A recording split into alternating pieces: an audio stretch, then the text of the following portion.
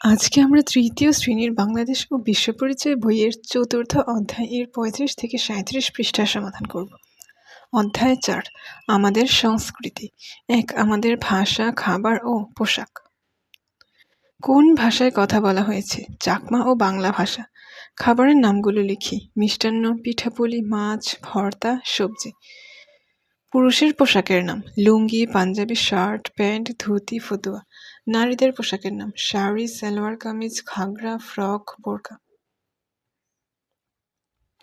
অনুচ্ছেদে উল্লিখিত সাংস্কৃতিক উপাদানগুলো খুঁজে নিচের বক্সে তা লিখি।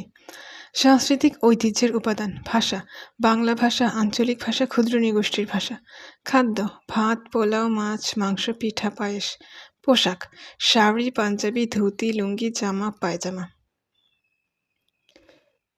পরিবারে আমরা কী কী ধরনের পোশাক পরি ও খাবার খাই তার তালিকা তৈরি করি। পোশাক: sari, blouse, shirt, pant, dhoti, lungi, panjabi, pyjama, salwar kameez ইত্যাদি। খাবার: ভাত, ভর্তা, মাছ, মাংস, শাকসবজি, ডাল ইত্যাদি। শূন্যস্থানে উপযুক্ত শব্দ বসাই।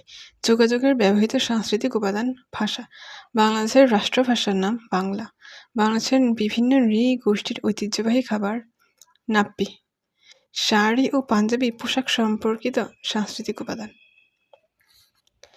আমি বিবাহ, জন্মদিন ও ধর্মীয় ইত্যাদি বিভিন্ন অনুষ্ঠানে অংশগ্রহণ করেছি। সেগুলোতে লোকজন কী কী পোশাক পরে এসেছিল এবং কী কী খাবার পরিবেশন করা হয়েছিল তার একটি তালিকা তৈরি করি।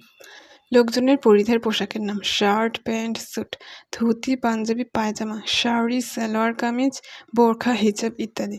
পরিধানী খাবারের নাম: ভাত, পোলাও, কোরমা, মাছ, মাংস, ডিম, সেমাই, ফিরনি, জর্দা, দই, মিষ্টি, কেক ইত্যাদি।